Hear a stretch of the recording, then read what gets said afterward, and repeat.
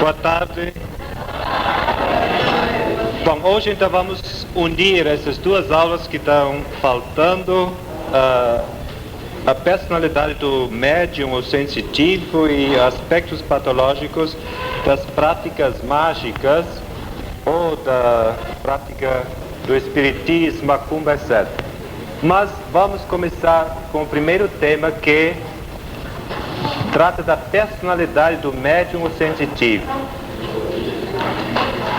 Então vejam, nós falamos aqui personalidade, mas a palavra não é bem colocada, mas colocamos para a pessoa entender o que nós vamos querer.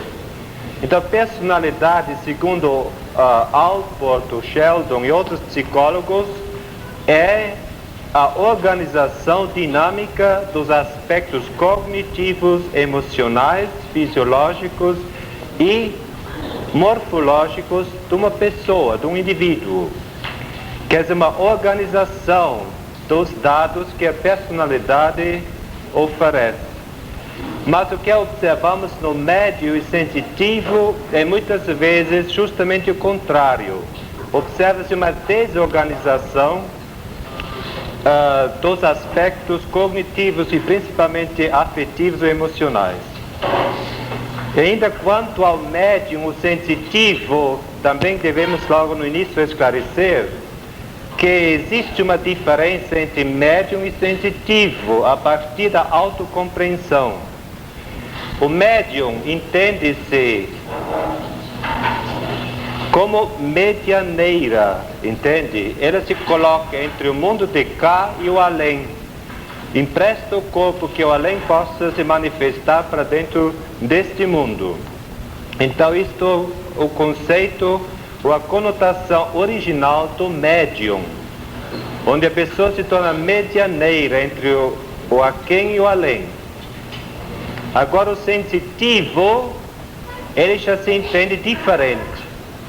Ele já acredita que as manifestações, seja de clarividência, de telepatia, que ele produz, são capacidades dele mesmo.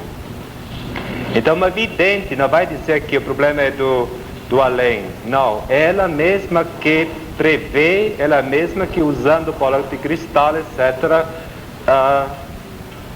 produz esses efeitos. Então vejam, desse autoconceito, já vemos que existe uma diferença entre médium e sensitivo. Embora os produtos do dotado, do sensitivo, do médium, os produtos são os mesmos. O que difere a interpretação, o entendimento dos fenômenos são diferentes. Também os produtos são os mesmos, como também os erros são os mesmos. Porque não existe nenhum sensitivo, nenhum médium que acerta 100%. Isso não existe. Sempre existe um fator X, como diz o Ten Haf, que atrapalha. Mais ainda, a outra dificuldade é a interpretação. Como também a interpretação do sonho não é fácil. E assim também a interpretação de um sentimento do inconsciente, de uma figura, de uma imagem, não é fácil. Bom, mas vamos então, na primeira parte, ver assim uma parte histórica, onde vamos começar com Ten Haf, um holandês que era o primeiro catedrático no mundo de parapsicologia. Eu conheci ele pessoalmente muito por um tempo enquanto estudei na Europa, e ele era psicólogo, e ele era o primeiro, ou um dos primeiros, em todo caso, que chamou a atenção que nós não podemos só estudar os fenômenos parapsicológicos, mas também temos que pesquisar as pessoas que os manifestam. Então, em 1925, ele que era formado em psicologia, ele já tentou pesquisar a personalidade e o temperamento dos médiums e dos sensitivos. Naturalmente com os dados que a psicologia naquela época oferecia, que era a teoria de Kretschmer sobre o temperamento, sobre a aparência física, etc. Mas vamos não tão longe, logo falar do resultado. Qual era o resultado qual ele chegou? Era que existem personalidades mais fortes e personalidades mais fracas. Todos nós sabemos isso também, não é? Mas, em relação aos fenômenos parapsicológicos, ele constatou que pessoas submissas, fracas, que sempre dependem de uma outra na decisão, estes são muito mais frequentes receptores na telepatia. Uma personalidade muito forte, autoritária, é muito mais emissor de fenômenos de telepatia, etc. 1930, Schenk Notzing, um psicanalista alemão, ele começa então já usando dados que a psicanálise oferece e aplicando esses dados a pessoas que nós chamamos sensitivos ou médiums. E ele chega à conclusão que acontecimentos do passado próximo ou do futuro próximo possam desencadear um sonho paranormal. Então ele já pesquisou que acontecimentos do passado possam desencadear um sonho paranormal. Então, por exemplo, uma morte de um ente querido que abalou a pessoa possa desencadear nesta pessoa que numa determinada noite ele sonha que o dente está doendo, não é? E para ele significa isso a morte de uma pessoa dos amigos. Ou coisa semelhante.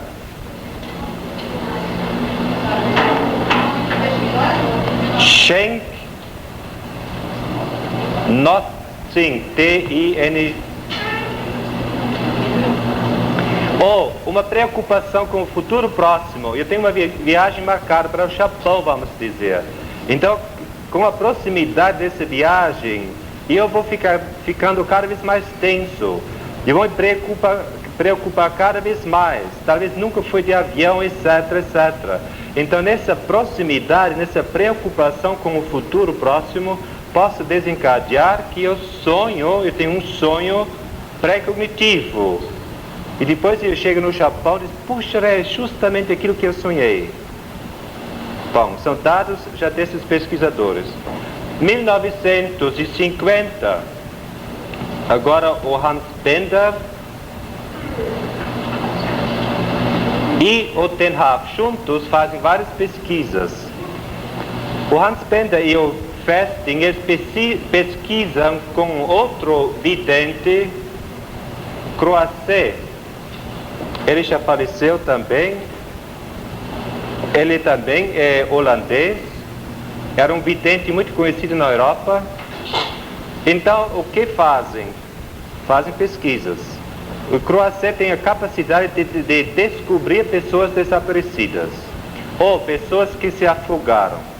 Porque o Ten Haff, que o pesquisou muito, ele descobriu que o próprio Croisset quase se afogou 3 vezes na vida dele na infância. Mas outro aspecto interessante, ele trabalhou muito com a polícia na Holanda. Então, por exemplo, foi roubada uma loja de relógios, quebrada o vidro com uma pedra. Chamou-se então, mas não tinha nenhum vestígio. Chamou-se Croisset e pediu-se a ele uma mentalização. Quem poderia ser o ladrão? Ele mentaliza nada mais do que ele vê um senhor tendo deitado aqui uma criança e batendo em cima das nádegas da criança. Que não tem nada a ver com peixe, aparentemente. 3 semanas depois, novo assalto, pegou-se um ladrão, um rapaz, que estava num educandário, onde ele fugiu.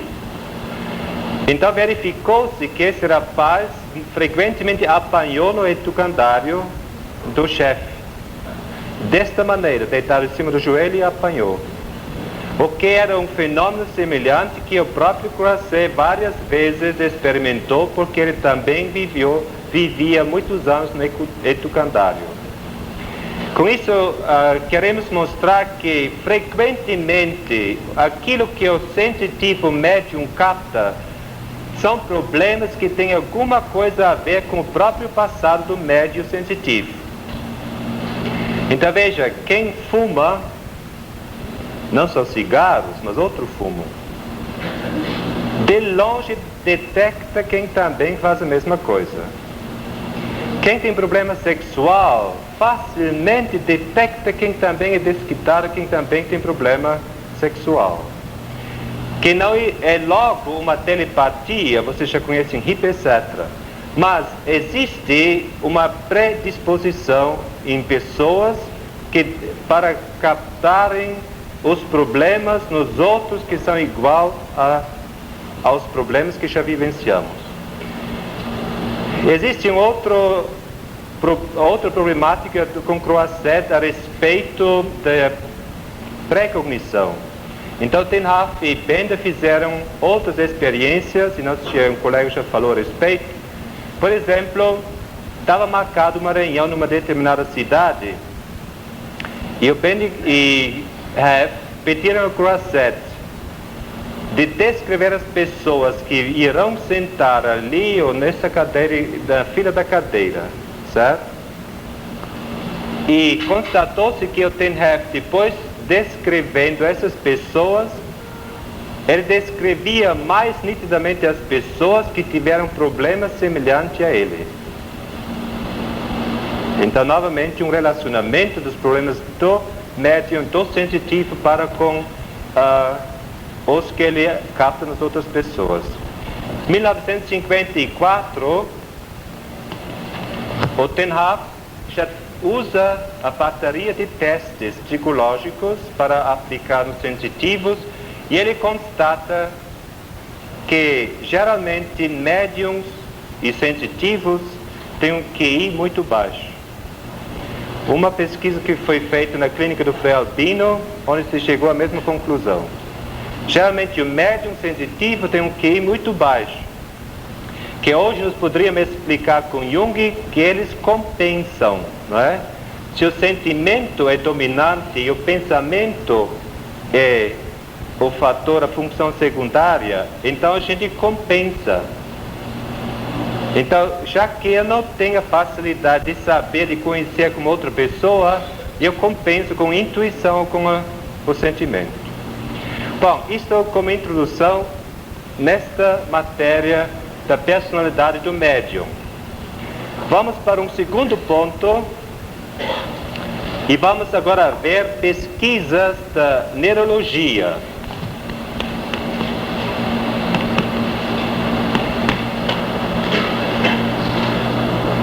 Constatou-se neste campo que os fenômenos parapsicológicos se manifestam. Alguma coisa errada? Usa telepatia.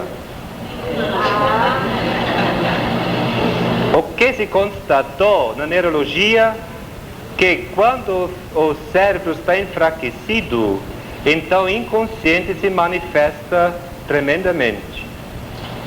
Quer dizer, o que enfraquece agora o cérebro? Estafa mental, não é? Estafa mental. Então veja uma pessoa que trabalha dia e noite no problema dele, na indústria dele, de repente um dia super cansado, tem que ir a Campo Jordão, vai lá e no caminho de repente tem uma visão. Ficou tão emocionado essa emoção que agora a vida começa a mudar.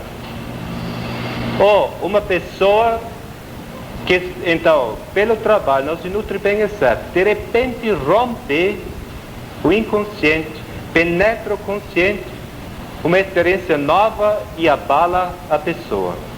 Ou muitas senhoras da sociedade que usam um moderador de apetite. E muitas pessoas não sabem disso, que isso é uma tremenda droga. Então eles vivem a vida normal, mas de repente eles ficam agitados e não sei o que mais, e têm visões, alucinações e não sei o que mais.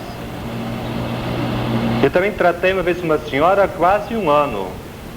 Então, por acaso, um dia disse: mas a senhora não usa moderador de apetite? Claro que uso. Aí começou-se, então mandei para um médico, e realmente isso era a causa do problema dela. Até num curso aqui, uma vez, uma senhora depois veio falar comigo, depois que eu tinha falado disso, e ela achava que o problema talvez esteja nisso. Porque no moderador a gente pode se viciar com chimarrão. Vejam os gaúchos. Bom, moderador de apetite. Tem que falar alguma coisa para acordar a turma, né? Hoje é muito pesado assim. Ou também com vitaminas, o café, que são estimulantes, não falar do chimarrão, mas café e vitaminas. Depois, veja, o que enfraquece o cérebro, perturba tremendamente, é uma salada de remédios. Então, tem uma cliente que um dia estava perturbado, fez um aborto, etc. Chegou em casa, tinha um moço cantou ela, etc. Teve um problema psicológico. De repente tinha distúrbio digestivo, tomou remédio para isso. Depois dor de cabeça, tomou remédio para aquilo. E assim por diante. Fez uma salada, de repente apareceram fenômenos que ela não podia entender. Então vejam, drogas, psicotrópicos, o médico sempre diz não usa álcool, porque nisso também se rompe o inconsciente e a pessoa pode ter uma alucinação, como fazem muitos presos. Quando eu trabalhei na prisão lá em Petrópolis, durante um ano, então eles pediram sempre determinados remédios, porque misturaram com Coca-Cola dá uma possibilidade de fugir da realidade. Ou drogas, outras drogas que conhecemos, tóxicos, que também exercem uma influência sobre o cérebro e o inconsciente se rompe. O álcool, veja, o álcool enfraquece o cérebro. Então, veja, um bêbado, ele ontem viu um lá perto do convento, então xingando e brigando, assim, porque ele vê a pessoa com a qual ele está brigando. Inconscientemente ele tem talvez a imagem da esposa dele e não sei o que mais, ele está brigando, porque ele vê. Bom, esta é uma parte do... Tudo que enfraquece o funcionamento normal do cérebro possa causar o surgimento de fenômenos parapsicológicos. Não só isso, mas também fenômenos patológicos, de alucinações, delírios, etc. Vamos para outra parte.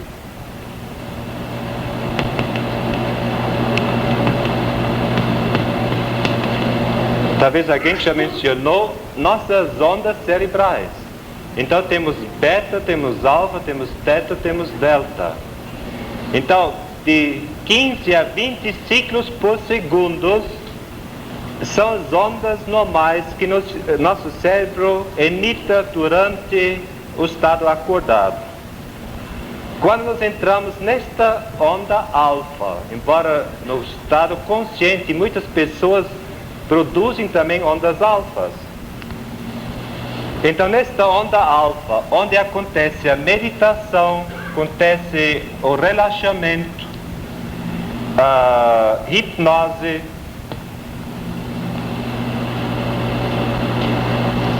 o sono. Nesta fase é constatado que os fenômenos parapsicológicos aparecem com muito mais frequência. Então o que Mind Control faz? Usar técnica para entrar em alfa. Então existem aparelhos que fazem o ritmo da alfa para a pessoa entrar. Ou um relaxamento, ou hipnose. Aí depois começa-se a fazer o laboratório. E aí trabalhar em cima, trabalhar nesta faixa. Então, vejam, novamente, depende da estrutura e do funcionamento do cérebro para que a gente consegue fenômenos parapsicológicos ou, sem querer conseguir, a gente pode ter. Por exemplo, na meditação do Zazen, Zen Budismo.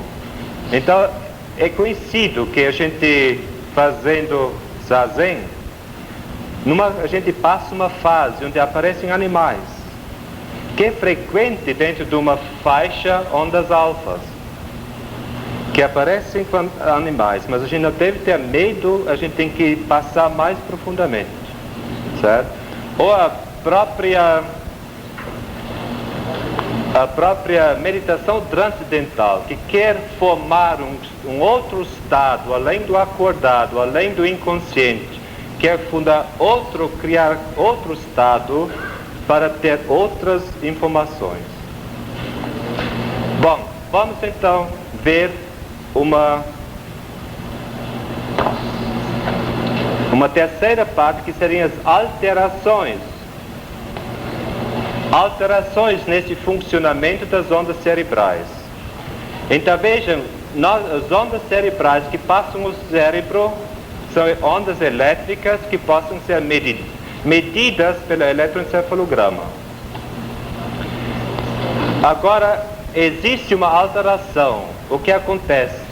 Se essa onda chega aqui tem uma pequena lesão, então a onda encontra uma resistência.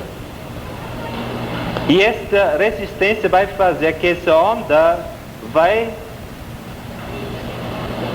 formar outra resistência contra a resistência, não é? Quando a resistência da onda fica maior que a resistência da célula, aí existe uma descarga. Então veja, essa descarga então pode desencadear uma disritmia. Ou, no caso mais grave, a descarga pode desencadear uma crise epilética.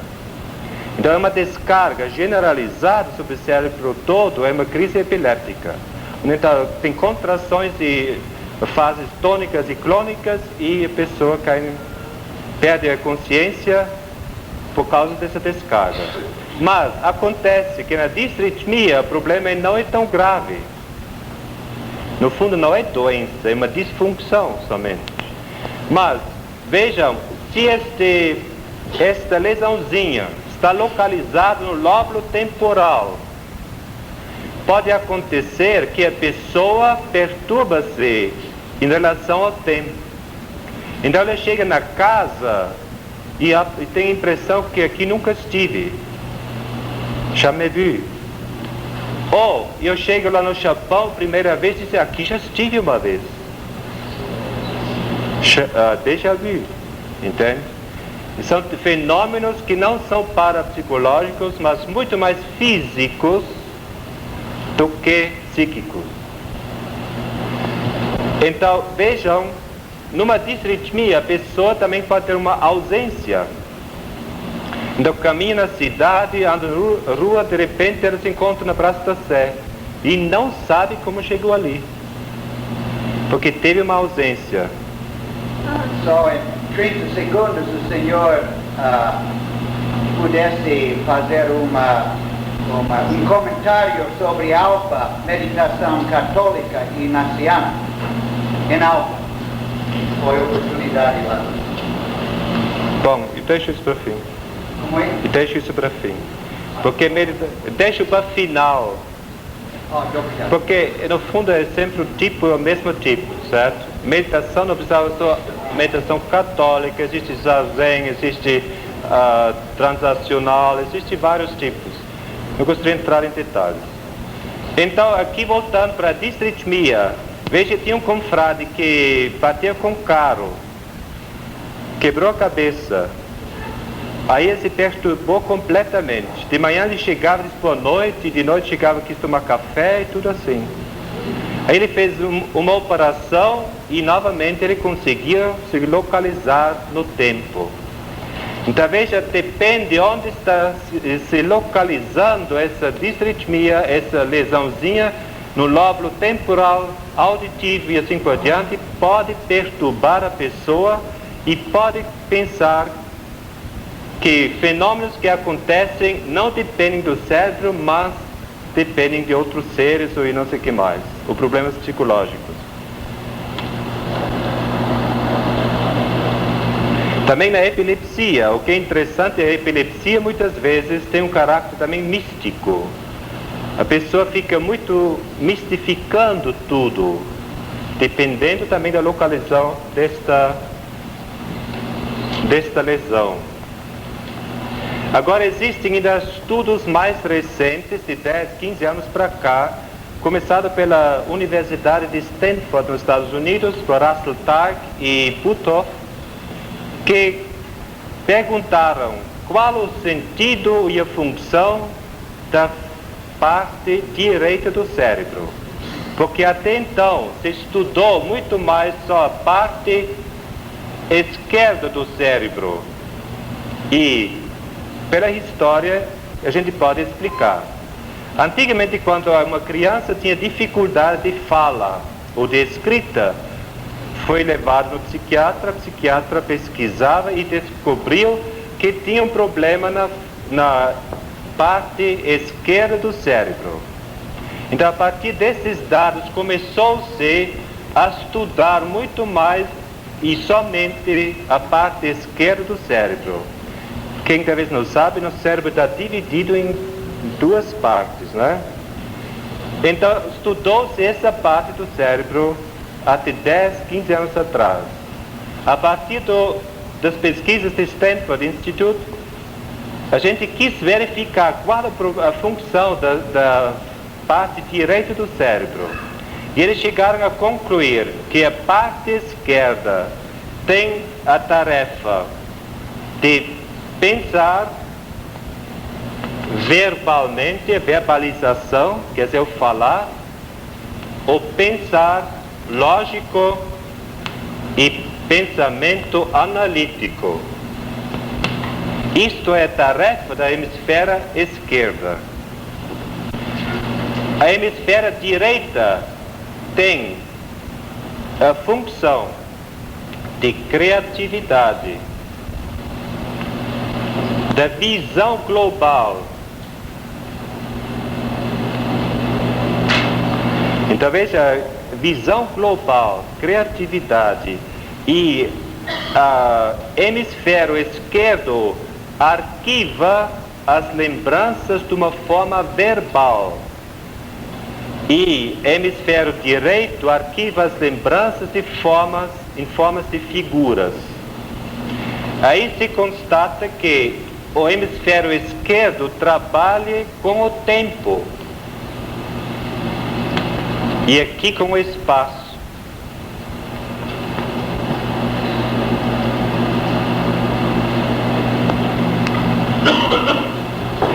A partir daí, verificou-se que parece a parte direita do cérebro é a parte que domina, por exemplo, o artista.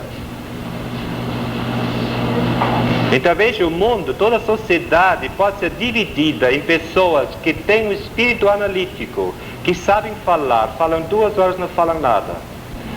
E veja, estas pessoas são ajudadas e favorecidas pela sociedade, porque todos os testes de inteligência que existem se baseiam nesses estudos do hemisfério esquerdo. Então, os testes de inteligência determinando uma pessoa inteligente que sabe falar, não é? Tem a lógica, sabe verbalizar, falar e tem um espírito analítico. Agora aqui, o espírito criativo, visão global, e falta mais uma característica que ainda não recordei, é a mentalidade artista. O artista tem uma visão global. Ele não fala muito, ele escreve uma poesia, ele pinta um quadro, com isso ele quer dizer alguma coisa, se expressa globalmente a intuição. Agora veio. A intuição também. Então veja, o artista, ele vê um problema, ele é capaz de globalizar, por isso é difícil de expressar para ele, porque ele vê tudo mais global do que a pessoa que está mais ligado a esta atividade. Então isto seria o cientista, isto seria o artista. Uma pergunta até aqui? Vamos então para outra parte.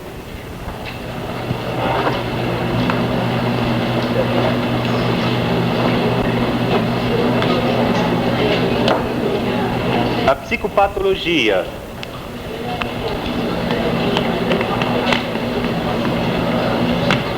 A psicopatologia quer dizer os aspectos doentios da personalidade, do psiquismo, certo?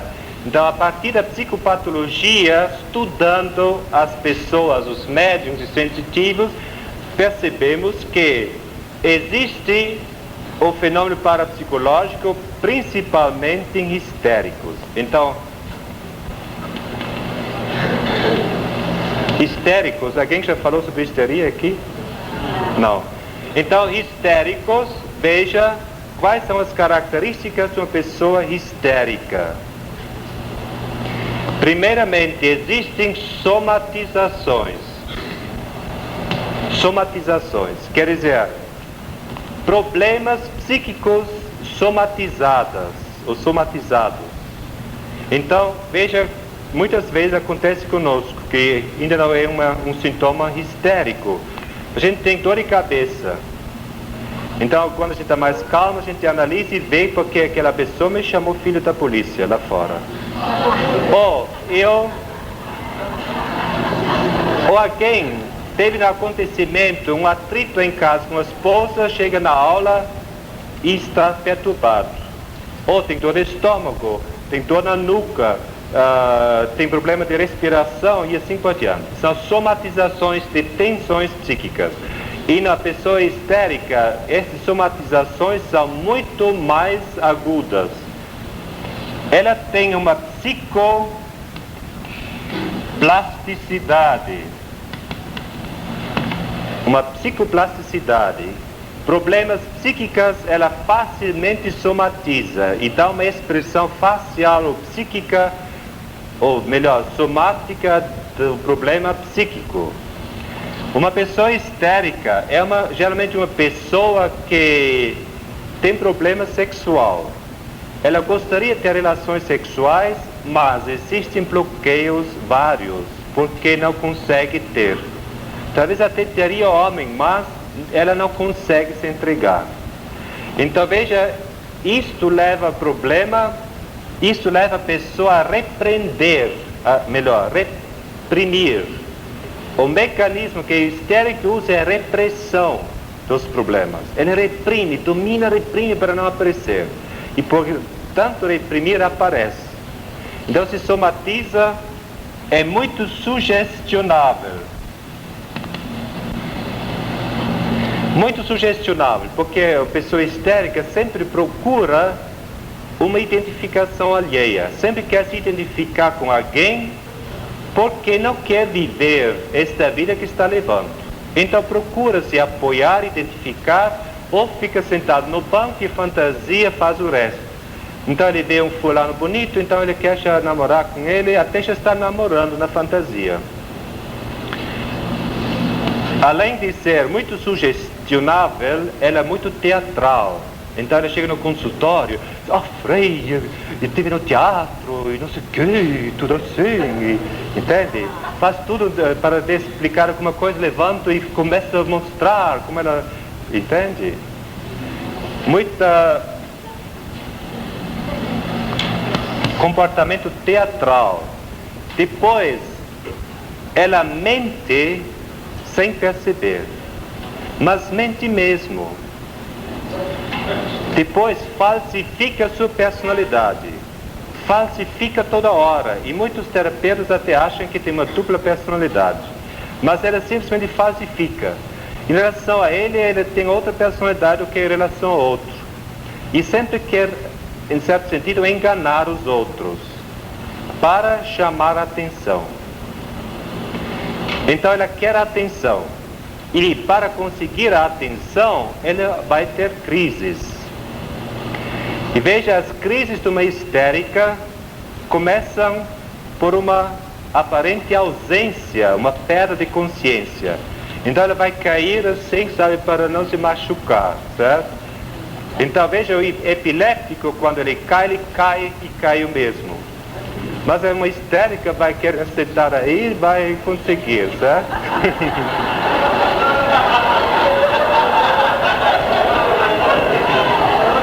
Estou falando de histérica, certo? Então, vejam, isto é importante, ela sempre observa o que está acontecendo. Bom, então a crise histérica. Crise histérica tem várias fases que não são tão importantes para um não especialista, mas uma coisa é certa, se nós percebemos, ela cai, nunca se machuca.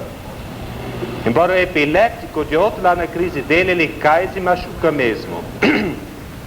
Depois a crise do epiléptico demora ou dura mais ou menos 2 a 3 minutos apenas. A crise da histérica pode durar 1 hora, 15 dias, 8 dias, conforme ela quer.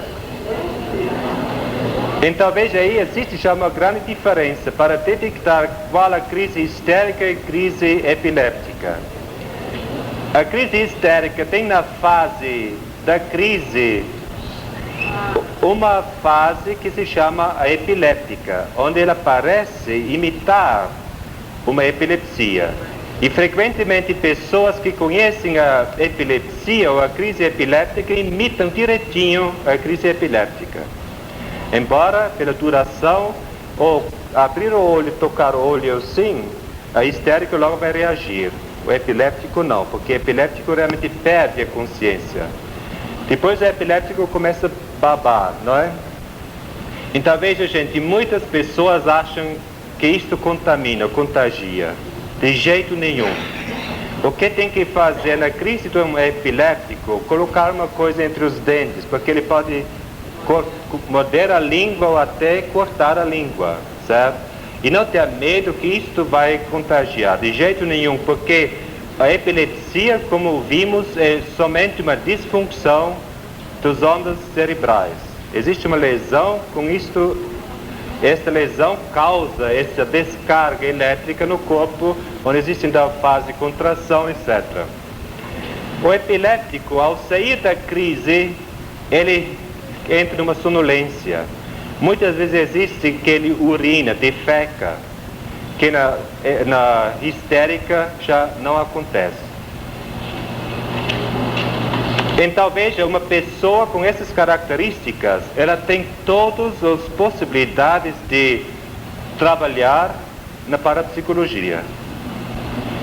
E frequentemente, cursos que se faz com apresentações práticas, só precisa usar uma pessoa dessa. É fácil de entrar em hipnose e fazer todos os tipos de fenômenos que a gente pode produzir. Então vejam, a personalidade, a personalidade saudável vai ter critérios perante aquilo que acontece. Mas a histérica não vai ter critérios, pelo contrário, ela gosta de falsificar, de entrar em dramas, em shows e assim por diante. Porque ela quer atenção, ela cai para ter atenção. Epiléptico cai porque ele está doente. Bom, outra característica, outra personalidade, outro tipo de personalidade ou manifestações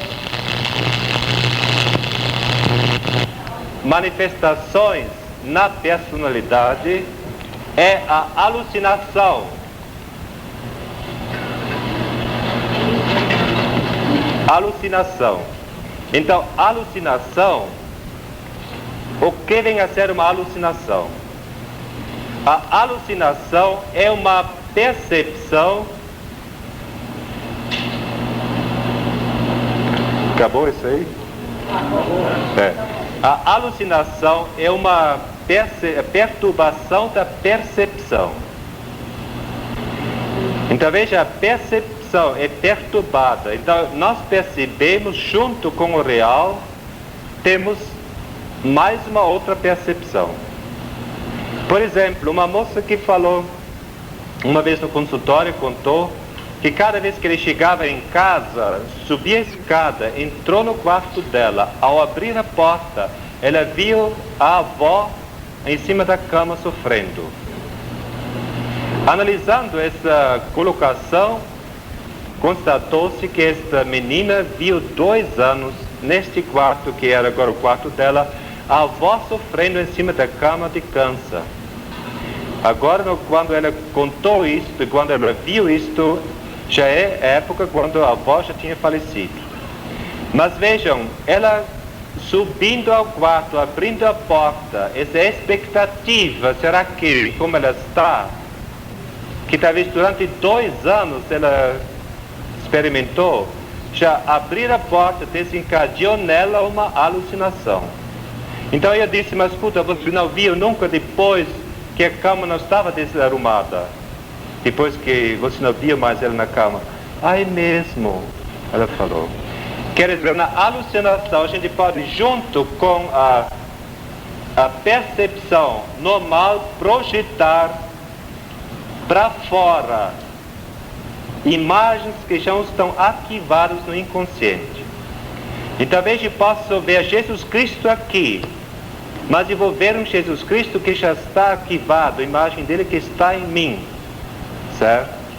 Ou por uma saudade da mãe ou do filho, eu posso ter tanta saudade de alguém que de repente eu sonho desta pessoa, com esta pessoa. Aí se acalma meu inconsciente. Ou se a saudade é tão grande, eu posso vê-la.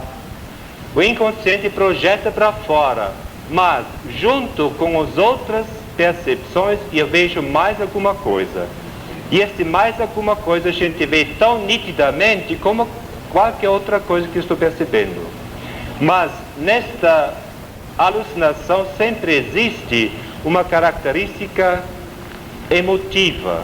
Existe sempre uma ligação afetiva profunda com aquele objeto que a gente vê ou projeta. Então isso acontece em muitos psicóticos, psicopatas, certo? Alucinações. Eu coloco isso aí porque no segundo tema vamos precisar falar sobre isso.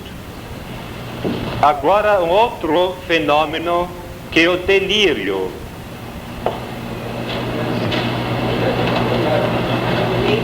O delírio.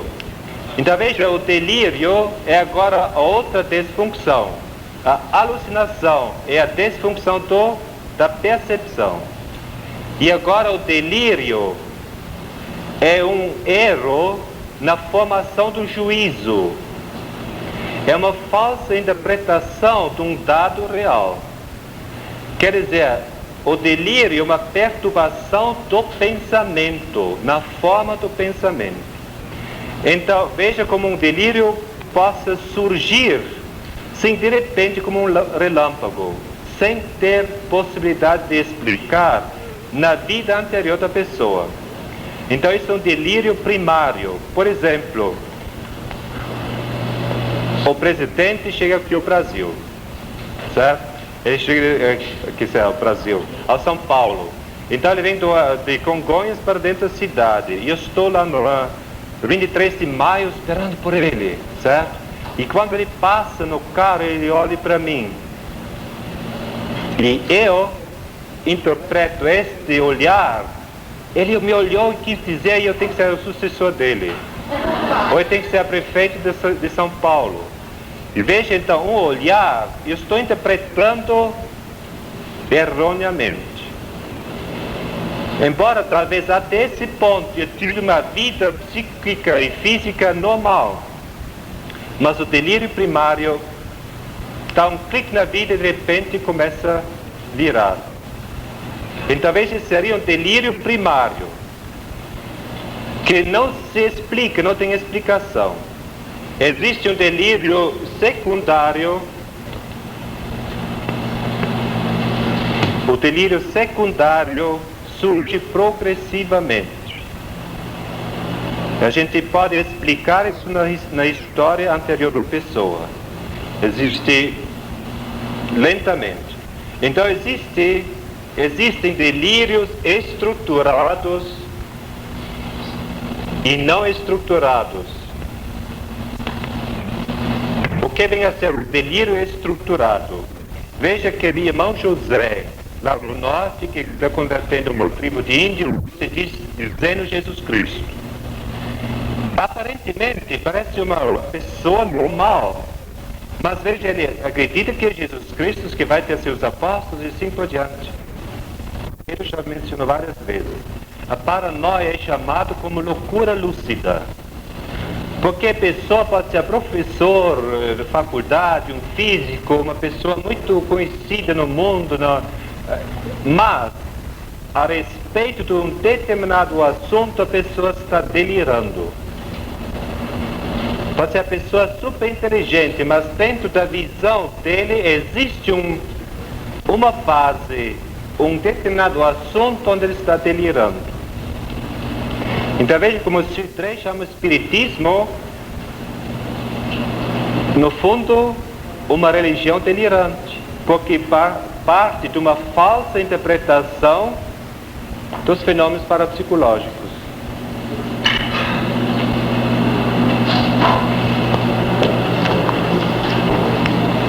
Acho que isso passa do delírio.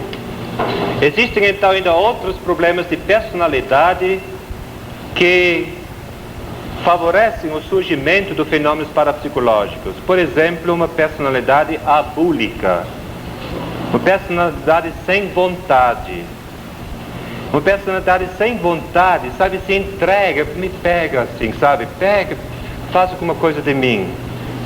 É interessante que a gente, graças a Deus, vê raras vezes isso no consultório, mas tem pessoas, sabe, que não tem vontade de nada, precisam de alguém e querem que alguém faça alguma coisa consigo. Então essas pessoas naturalmente são muito sugestionáveis, fazem o que a gente quer e assim por diante. Outras personalidades, sabe, ou mecanismos de defesa, que seria a projeção. Não se eu projeto meu problema sobre uma outra pessoa, acho que essa pessoa é precisa para resolver meu problema. Então nessa projeção pode existir então uma ligação muito afetiva e surgir telepatia ou coisas semelhantes. Ou na identificação, que muitas vezes na histérica ou no histérico acontece essa identificação com outra pessoa, porque a minha realidade é muito pesada. Então eu me identifico com o Elvis Presley. Então quero ser Elvis Presley, então vou me pintar, vou fazer plástica e não sei o que mais, para aparecer ao menos Elvis Presley. Como também no travesti acontece essa identificação. Bom, esta parte da psicopatologia podíamos ampliar ainda, mas e não sei se ficaram dúvidas a respeito do histérico, do delírio, alucinações. Quem tem dúvida poderia perguntar já. Como? O transe. Claro, dentro da fase da grande crise da histérica existe o transe, certo? Existe como um aspecto da crise, existe o transe, ele entra em transe. Outro lá. No caso da gente, por exemplo, encontrar uma pessoa histérica em transe, por assim, pode ser a atitude da gente de tirar, de si, da forma de si, pode ser a atitude da gente ao tratar com os casos. Bom, encontrar uma histérica em transe, o que faz com o padre? Primeiramente, o padre tem que se cuidar muito dos histéricos, porque geralmente eles fazem uma simbiose com o padre. Porque o padre, na fantasia deles, não ameaça, não vai querer sexo. E ela tem um bloqueio, então existe muitas vezes uma simbiose, mas o padre vai sofrer dessa mulher, certo? Mas agora, se encontro, então, você lá e cá. Mas, encontrando na crise, a gente pode ser chamado por uma pessoa, porque ele está em crise, não levanta uma semana e assim por diante. Bom, aí depende muito, certo? A gente tem que ver, realmente saber, mas isso eu não posso ensinar agora em 2 minutos, para saber o que é histérico, certo? Então, se vocês, mas cada um já tem umas características, desconfia se histérico ou não, porque muitas vezes pela falsificação, então ele vai gritar, chorar, mas olhar assim, sabe quem que ele faz, e assim, quer dizer, falsificar. Ou vai rezar, depois ele começa a rir. E coisa assim, quer dizer, não é fácil de ter experiência de detectar, talvez para alguém, para outro fulano mais fácil.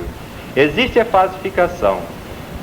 Então, aí muitas vezes você vê o caráter histérico. Ainda se a gente não tem mais marido, e muitas vezes coisas semelhantes possam confirmar uma desconfiança, talvez. Com isso não quero dizer que quem não tem marido é histérico, quem não casa é histérico, de jeito nenhum, certo? Porque existem outras maneiras, mecanismos de trabalhar essa falta. Agora aí, sabe, eu não posso dar uma coisa mais bem elaborada num minuto, sabe, o que fazer agora. Porque antes de fazer, você tem que estar certo que trata-se de uma crise histérica, certo? Ou chamar um médico, ele vai te ajudar, então ele vai detectar o que é histeria ou não, certo? Acho que isso é importante, de se eu não tenho certeza, de chamar um outro, etc. Tá?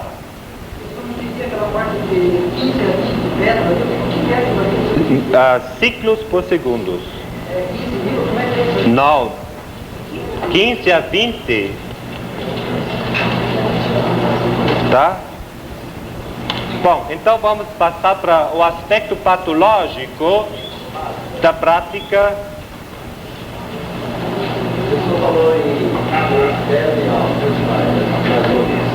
Alfa, não, beta, alfa, teta, delta.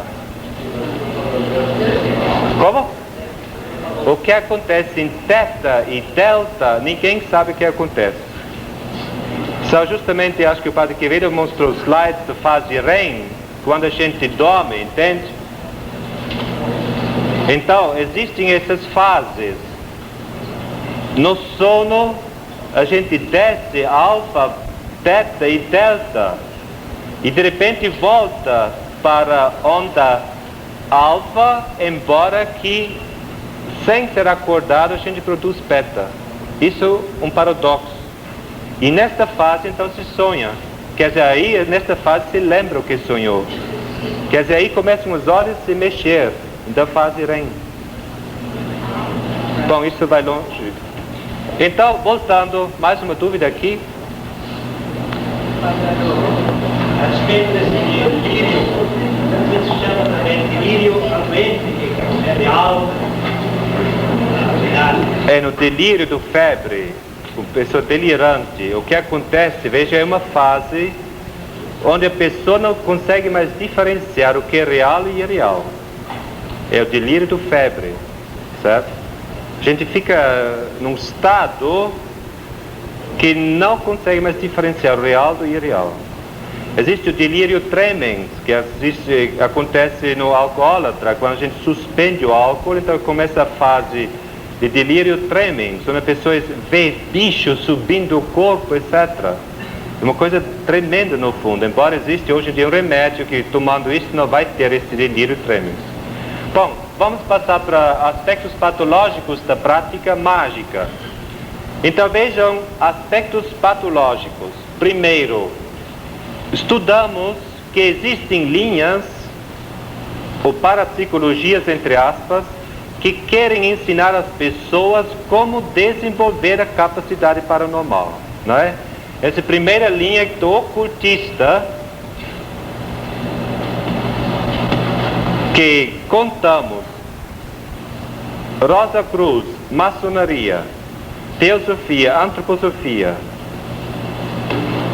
entre outros, escolas mais recentes, esses aqui já têm mais experiência, eles já não ensinam mais como escolas atuais, eles já exigem uma iniciação, ensinamento gradativo, mas mesmo assim produzem muita loucura.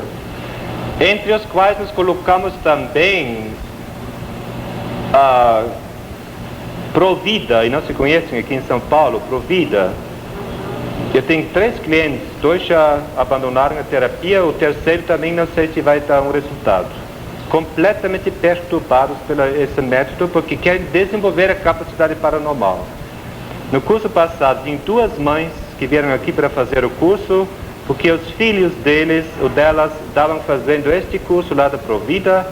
Um casado veio do Rio de avião todo sábado para participar aqui, voltou de avião, quer dizer, isso é muito caro.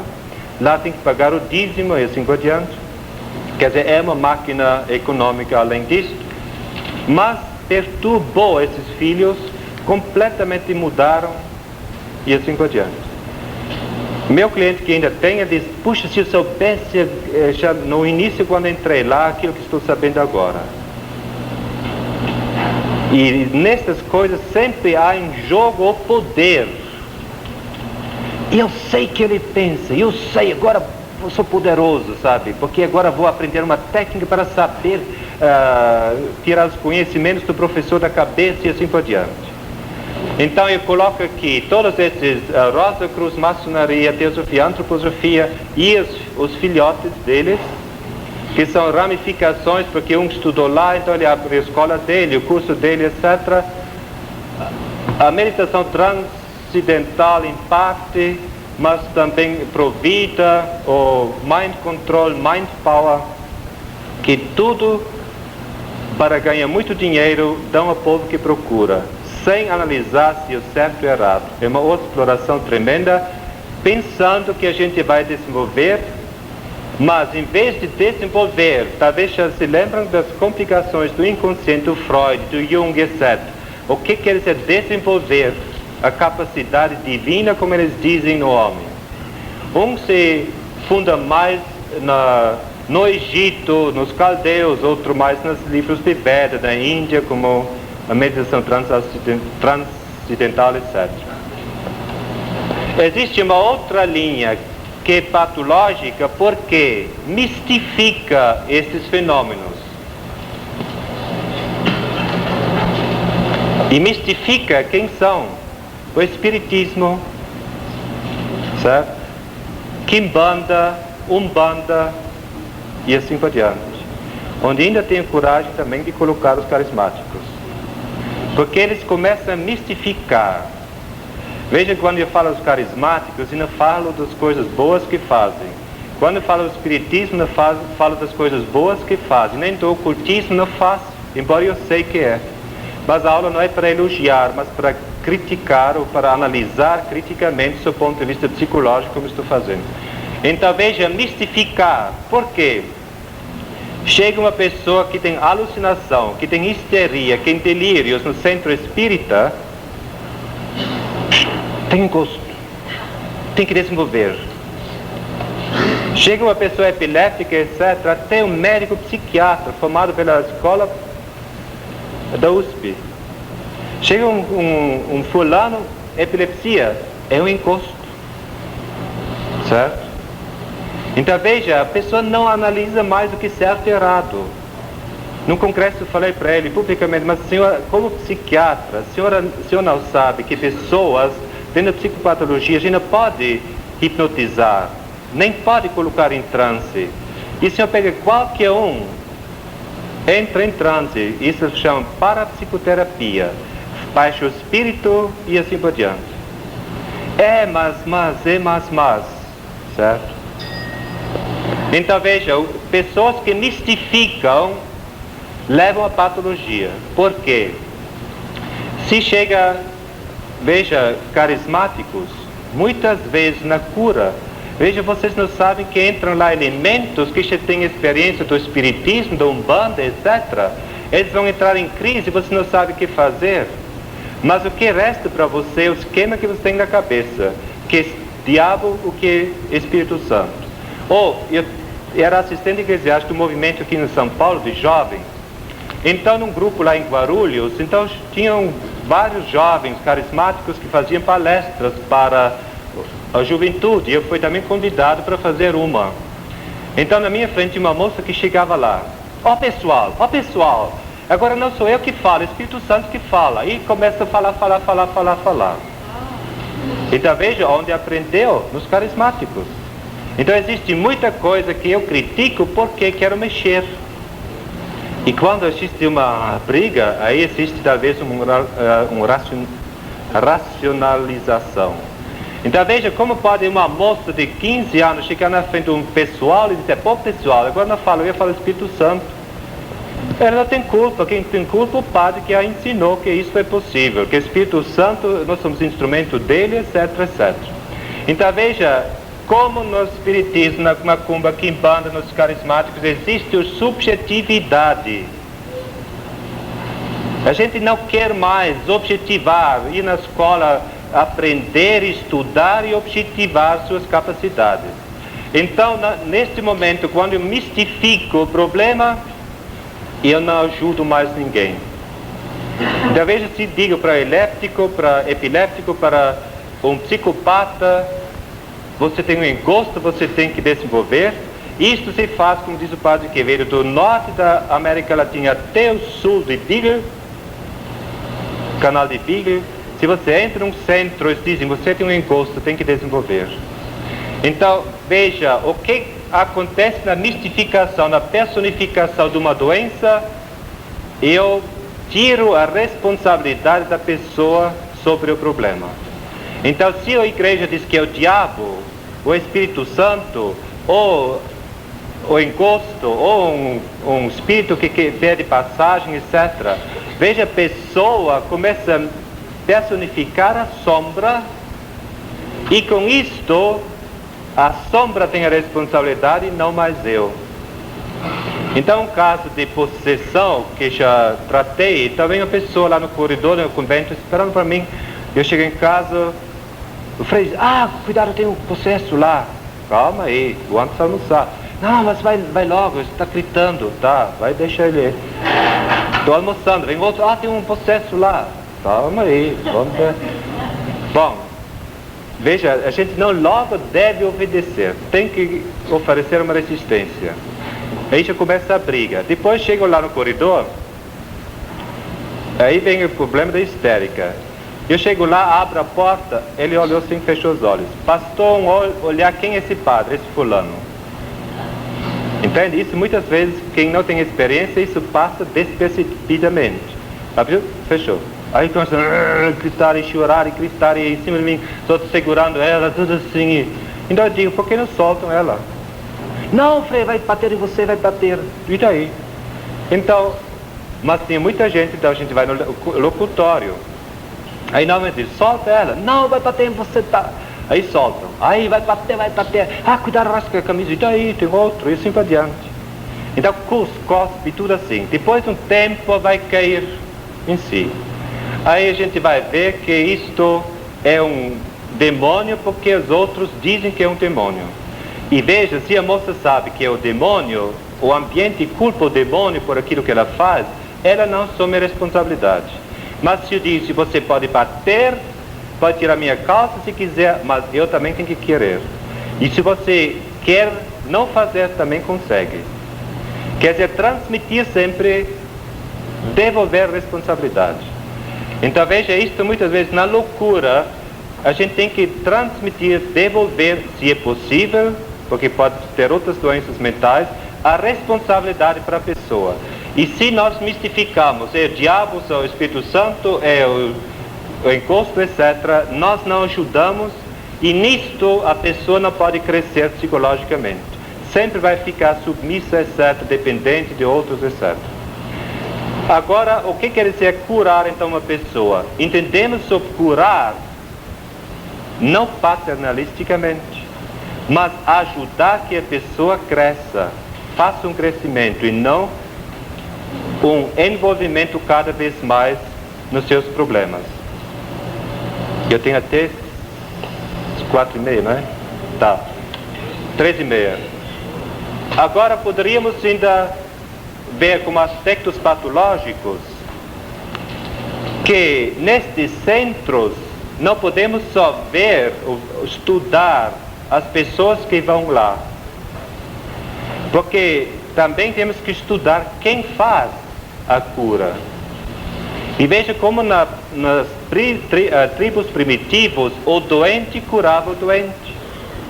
É assim que também acontece no mundo de visão mágica ou na mentalidade mágica, onde o doente passa a curar o doente. Então veja, o médium geralmente é uma pessoa doentia, então ela cura o doente. Então acontece o mesmo um curandeiro, o padre curandeiro, talvez ele seja doente, mas não admite.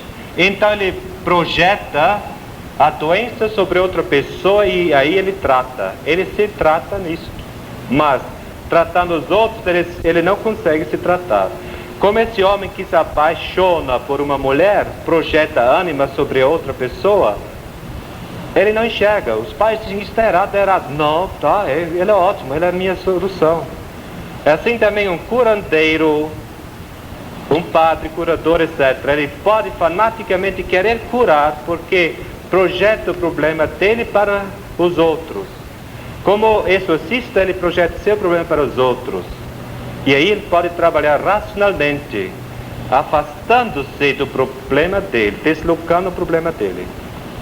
Então veja, aí existe então subjetividade. Porque quem vai fazer uma crítica, ele não deixa entrar. A mesma coisa que uma mãe fala, filho, isso não é uma mulher para você. Assim a gente fala, puxa, fulano, isso não é certo que você está fazendo. Ele não vai escutar. Psicologicamente é impossibilitado de ouvir uma crítica. Ele está num subjetivismo envolvido e talvez nunca vai sair. Então veja, existem pessoas que têm uma capacidade talvez de curar, mas então a sociedade oferece uma faculdade, um estudo para objetivar seus conhecimentos, seus sentimentos e então recebe uma licença da sociedade de trabalhar nisso. Mas além de estudar, tem que fazer uma terapia dos seus problemas, porque para não projetar os problemas sobre os outros. Então veja, esse perigo há no curandeiro, como do padre curandeiro, como também em todas as outras linhas. Não estamos só criticando o espiritismo, o macumba, etc. Também a Igreja Católica, onde existem muitos erros também nesse sentido, a meu ver. Bom, falando do aspecto patológico, então, veja como então o doente passa a curar novamente o doente. E é impossível de dizer para ele, escuta, isso está errado. Se os carismáticos tivessem assim um conselho nacional, vamos dizer, e estudassem, debatessem as experiências deles e fizessem uma objetivação, uma análise objetiva daquilo que estão fazendo, poderia-se evitar muitos problemas, tá? Agora, veja, uma pessoa saudável vai num centro, vai nos carismáticos, vai no ocultismo, etc. Também pode se tornar doente a partir das práticas. Agora falamos das pessoas doentias que vão procurar um desses centros. Então eles são predispostas. Agora uma pessoa vai lá por curiosidade. Vai lá, você tem um encosto. A partir da telepatia pode captar que ela tem problema do estômago, tem problema de dinheiro e não sei o que não tem, e assim por diante. E ela fica, puxa, como ela sabe, certo? E veja, a partir desse momento o que acontece? Ela considera o médium uma autoridade. Uma pessoa tem algo mais. E a segunda palavra que vai dizer, você tem que fazer isso, tem que desenvolver. Já balanceia. E depois vai dizer, tem que fazer isso e aquilo, se você não faz, cuidado com sua vizinha. E veja, ela já se tornou dependente. Então veja, isto também uma patologia, um aspecto patológico, que nesses terreiros a pessoa quer dominar, quer usar seu poder sobre os outros. Veja como esses curandeiros lá na rádio da manhã às 4 horas, 5 horas. Ei, Jesus, não esqueça do Jesus! Certo? Então, não dá tempo para analisar o aspecto de poder no curandeiro, nesses padres ou protestantes, pastores, que querem dominar os outros de qualquer maneira, sabe, com o dogma, com tudo, querem dominar e eles são os tais, certo? Muitos padres compensam o sexo no poder, certo? Também falar da minha raça, não dos outros. Bom, então vejam, temos mais 5 minutos e vou encerrar aqui. Poderia se falar muito mais e eu uni essas duas palestras, mas para talvez transmitir ou despertar uma certa preocupação, vamos dizer, com tudo isso. E talvez ainda vale repetir a frase que já falei aqui do Fraser, um antropólogo do século passado, que diz, quando a religião e a ciência não dão ao homem o consolo e a segurança necessária, ele escapa novamente para a magia, certo? Nem todas as pessoas têm conhecimento. Tem esses conhecimentos? Não, nem todos eles vão poder ser tratados adequado, né? E nem todos eles vão poder ter um tratamento adequado. Como é que vai se proceder com essas pessoas? Veja, aqui o que se coloca é em termos gerais e teóricos. E eu também estou consciente que talvez lá no Maranhão, no programa de retiro, é fácil de falar aqui, mas lá na realidade, a realidade é outra que não tem médico, etc. Não é? Então, veja o que nós podemos fazer.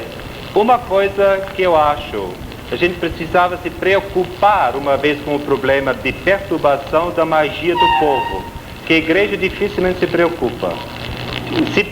A gente se preocupando vai encontrar caminhos, mas caminhos a partir de uma reflexão, e não pode ser simplesmente de uma imitação, que nós vamos cegamente imitar os outros, porque aí o pessoal vai lá e nós temos que fazer também. Então, por quê? Porque nossa responsabilidade, se temos mais formação, é maior. Nós temos que querer ajudar, e querer ajudar quer dizer esclarecer, certo? Naturalmente, então, de situação para situação, teria que se tomar uma atitude diferente. Também já mencionei aqui que para muita gente, talvez o espiritismo é uma necessidade. Macumba é uma necessidade, porque tem tantos problemas e está no mundo da visão mágica e quer vivenciar isso. Então, automaticamente vão criar centros e terreiros onde simplesmente domina o prazer e desprazer, o sentimento e assim por diante. Mas o trabalho da igreja deveria ser, ao meu ver, primordialmente de esclarecer e trazer saúde mental, trazer conhecimentos para esse povo.